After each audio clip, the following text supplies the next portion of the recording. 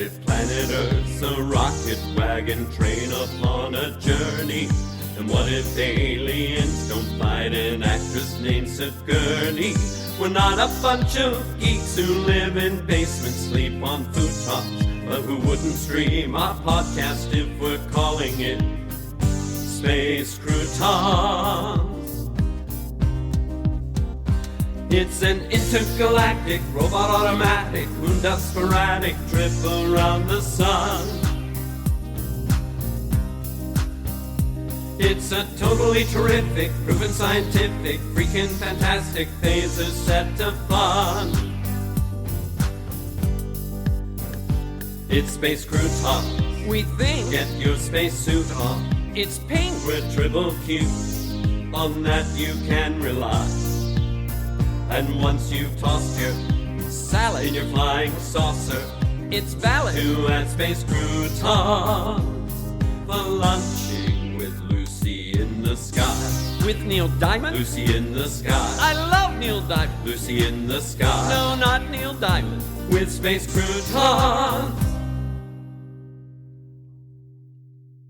Hello, friends. Curdy Clammerwood here with the second episode of Space Croutons, coming to you live from my mobile studio in the back of an old Appalachian dental examination van I've named Van Helsing, parked in an ever-changing secret location somewhere in the great wide world. As we start this podcast, I'd like to say thank you to the listeners who have sent us their stories. They are truly eye-opening tales of wonderment and awe, and I can't wait to share them with everybody. As my dad used to say, the best stories aren't in skyscrapers, they're in people's lives. So, let's start by setting the mood with a musical word from one of our sponsors. They call themselves the Mnemonicals, and here they are with Back to Normal. I find myself driving down the road with the center line chipped away, past the point of no return since leaving town yesterday. Can't take a left and there is no right, and the road signs hide in a cold black night. And I'm thinking that I may never get back to normal.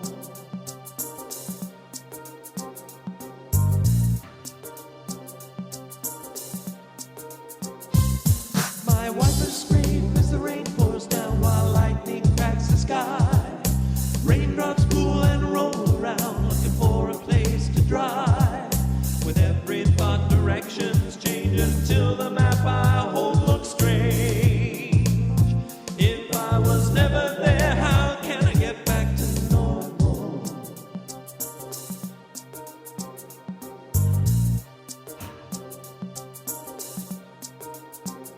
I haven't seen normal in a million years, so I laughed out loud, cried a million tears, and the radio played the song I know from way back when.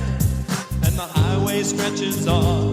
Will I find the way that normal's gone? Maybe it's true that once you leave, you can't go back again.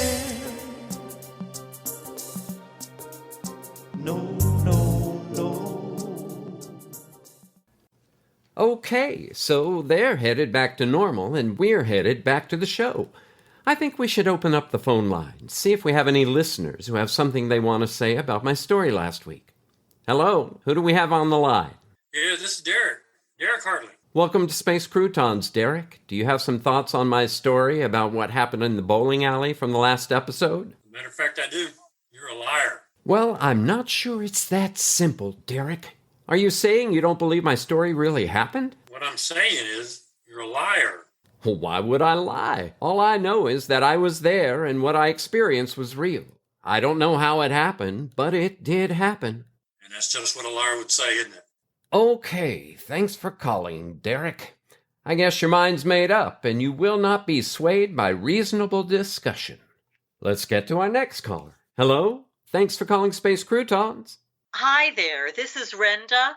It's like Brenda without the B, and I want to tell you not to listen to Derek. You are not a liar. Well, thanks, Renda. So you believe my story then? Oh, no, no, I don't. All I said is that you are not a liar. What you are is crazy. Your kayak has capsized. Your modem needs a reset. You may be trying to bake bread, but your yeast isn't activating. Do you get my drift? Well, I'm beginning to. So, Ren, you've never experienced something that you couldn't explain? Sure I have.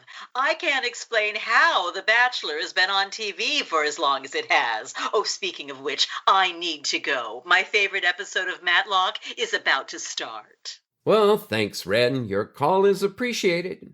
Well, let's see if anyone else wants to talk. Oh, hey, there's someone now. Hello, you're on Space Croutons. Hello, my name is Brittany. Well, thanks for calling Space Croutons, Brittany. So I'm not sure why I'm calling, but I can't think of anything else to do. Everything is really weird, and I'm hoping you can shed some light on what's going on here. Well, I can't make any promises, but weird happenings are sort of my specialty. And as my daddy used to always say, it's a poor, sad dog that won't wag its own tail. So, what is so weird? Well, I'm not calling about me. Not exactly, but I'm calling because something strange has happened to someone I work with, Aiden. So let me just start from the beginning. All right, now, please, before you begin, I need to let you know that you're calling in live to Space Croutons, and this is going out on our podcast right now. If you're okay with that, I'm ready. Yeah, that's okay. Aiden and I work together in a rather remote location, or at least until recently. This all started about maybe a week ago. Everything seemed normal, and then he just didn't show up for work one day. One day led to 2, then 3. And when our efforts to reach Aiden failed, we contacted the sheriff's office. And my manager asked me to go through Aiden's desk to see if I could find any clues. And the only thing I was able to locate was what appeared to be a house key on a rabbit's foot keychain. Once the sheriff's office told us that there was nothing they could do unless someone filed a missing persons report, I decided to drop by his apartment after work to make sure everything was all right. So then when I arrived at his apartment, everything looked normal, and I entered and I looked around and I didn't see anything out of place. And the only unusual thing was the TV. It was on.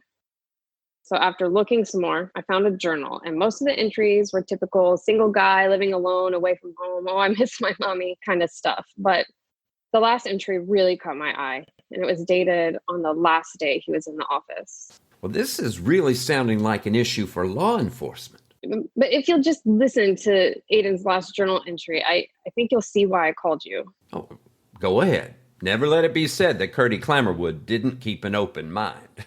Thank you. Here goes. Another cold night. Freaking cold. The wind chill cut me in half tonight as I came home. The temperature is in the 20s. Well, negative 20s. New snow. Almost couldn't find the snowmobile. Why didn't I check out the weather before deciding to take this assignment?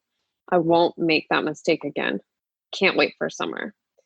I left work as usual at 11 p.m. local time, but being in Alaska and it being February, it seems as if it's always dark.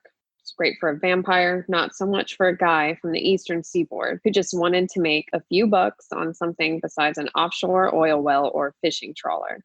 Besides, I wanted to do that. I didn't need all the education that mom and dad paid for. They said it was critical to have an advanced degree to be happy. With mom being a physician and dad a Wall Street attorney, they only seemed to have time to be together whenever they wanted to fight. No, thank you. Anyway, a PhD in astrophysics seemed a good way to get away from home. So here I am, stargazing in Alaska, 8 hours a day, 6 days a week. The highlight of my day is an occasional meteor or a well-advertised eclipse, and I'm so glad I have the snowmobile.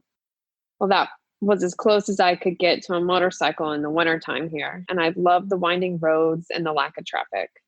Call me a biker wannabe because, well, I do own a leather jacket, which doubles as a flight jacket when I work as a bush pilot. Now, those are some strange customers. Most had guns, a few cameras, and a few just wanted to get away.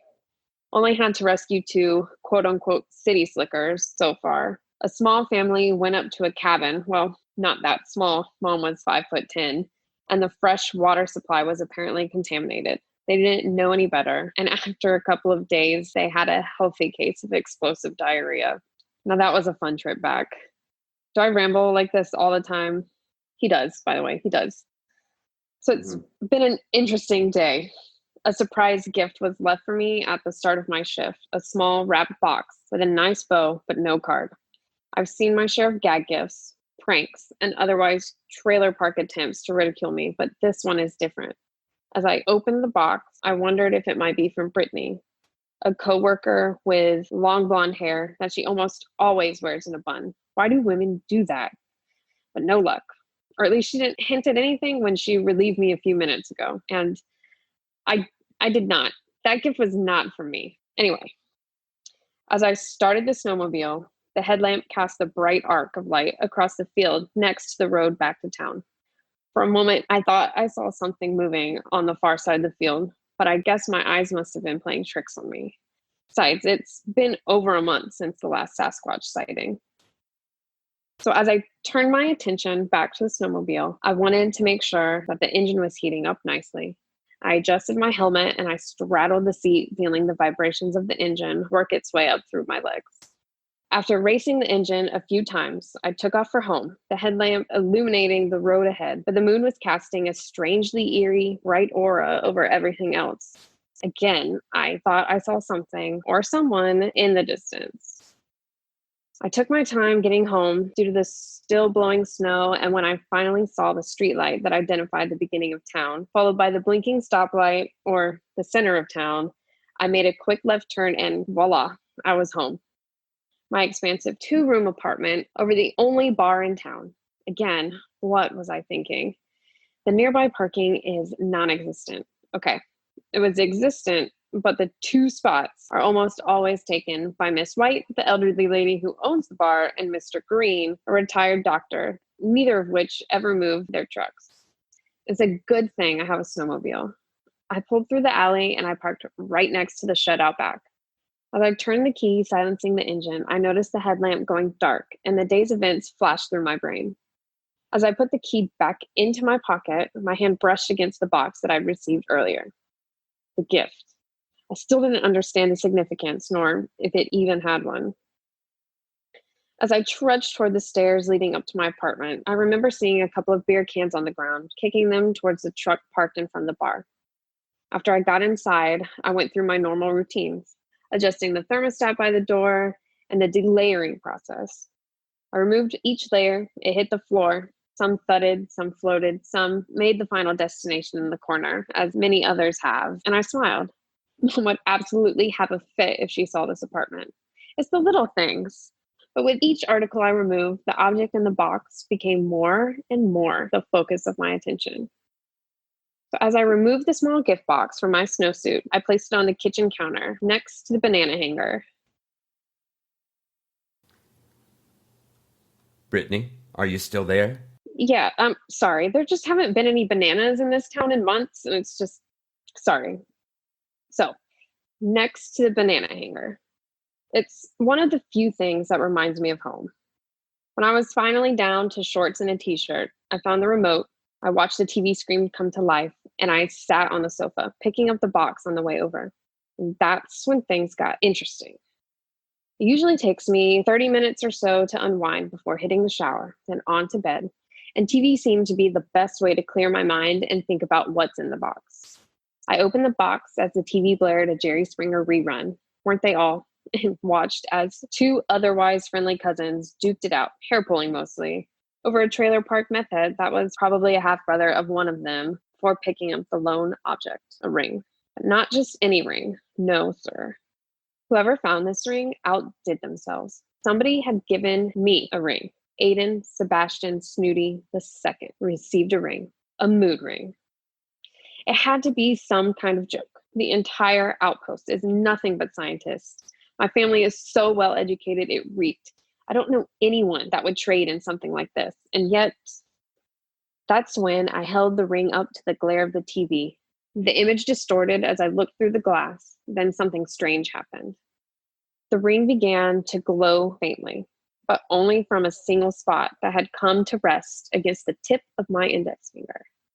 I dismissed this as a reflection from the TV. Then I tossed it back into the box and trudged to bed, the secret benefactor still a mystery. Even as I write this, the mystery is perplexing. Tomorrow is another day. P.S. I hear a strange humming sound coming from the other room. And that's it. That's all he wrote, and we haven't heard anything else from Aiden since that night. And he hasn't called, and nobody has seen him.